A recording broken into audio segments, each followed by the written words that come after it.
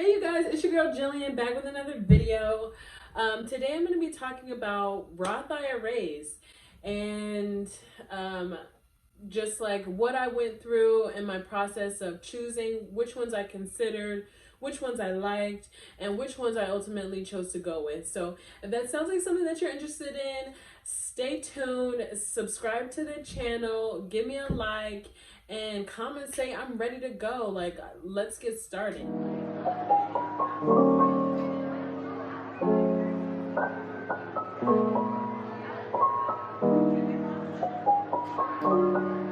So just to tell you a bit about the ones that I reviewed, I was looking for an account that could grow with me. Something that would give me multiple different kinds of accounts. Like I was thinking about opening like personal investment accounts for myself or my son.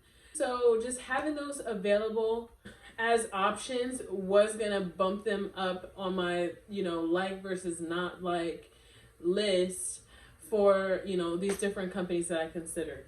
And so the ones that I did take a closer look at, there's plenty of them out there. Just assume that obviously I didn't get to all of them because there's so many. I'll just list a few that I'm going to be talking about in this video. I looked at Betterment, I looked at Acorn, Stash, Wealthfront, Vanguard, I looked at Empower, Fidelity, M1 Finance, TD Ameritrade, and Fundrise. So it sounds like a lot, and it definitely was a lot. I was planning on having this video up sooner than it will be up, but either way, I just want you guys to know that I'm definitely like putting in that effort, like for you guys and also for my own purposes to be able to like, really make an informed decision on what kind of an account should I have, how should I be investing and stuff like that based on like my own goals. And so some of the ones that I didn't so much like were Empower, just for its landing page. Like the homepage really didn't give a lot of information. I tried to go into the section where it talks about Roth IRAs, but it doesn't really go into detail how I was hoping to see like what I would get for the product. For signing up. And I think it's probably one of those things that like you don't know until you know, and I just didn't want to take that dive for something as long-term as retirement without much information out there. And then I went and looked, I Googled reviews on Empower, and this thing has like 1.5 stars on like Google. Go look right now. It's got 2 stars or less everywhere I have looked. So this was like a red flag for me. Clearly I saw it before I even knew, but like going forward, that was one that's like, I'm not going to be moving forward with, just as I mentioned. Okay, so the ones that I actually did like, I liked M1 Finance, TD Ameritrade, Wealthfront, and I also liked Vanguard. So I like Vanguard because I've been watching a lot of YouTubers that talk about FIRE and been doing research into FIRE myself. And I haven't fully nailed down if I'm going to be going for it or not, but just overall considering it, Vanguard was a choice that, was up on the list because I see a lot of the ETFs that, these FIRE people are investing in. And a lot of them are Vanguard ETFs. So I'm thinking, okay, well, if a lot of it's here, then I might as well just stick with the home team and invest with the company itself. And then I can create, different investment accounts with them as well. So it was a natural choice for, just the types of stocks that I was thinking about investing in. But I didn't want to restrict myself. So that's why I considered other options.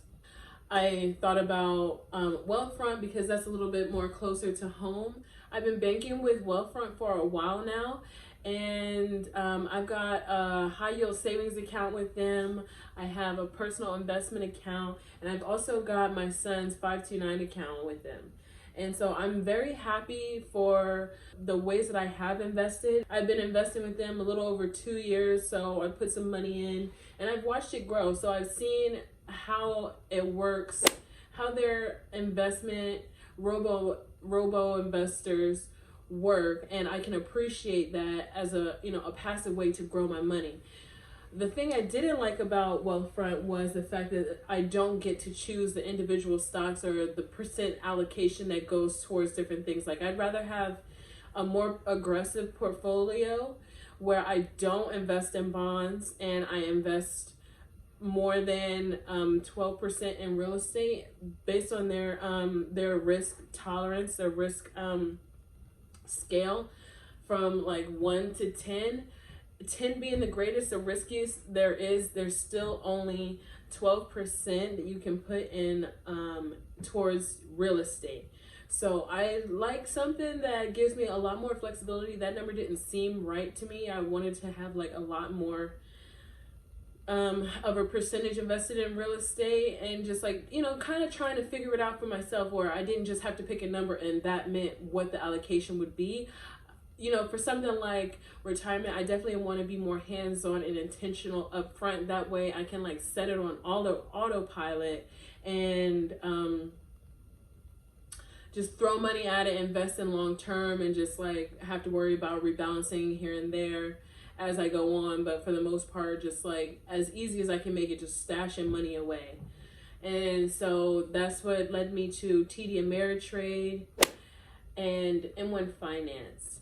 And between those two, I definitely loved TD Ameritrade for its comparison capabilities. Like, you can compare different stocks to one another, and you can also compare like different ETFs or index funds, whichever like ticker symbol you want, to how the S&P performs, how the Dow Jones performs.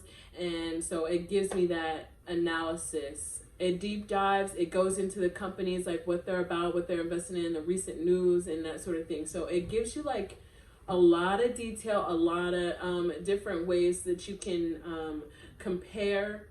And I also like it for, overall, it trying to promote itself as a learning platform, because like I would like to learn a bit more about different ETFs and like find ones that are like, more diamonds in the rough, and like investing in like small cap sort of companies and figuring out that sort of arena.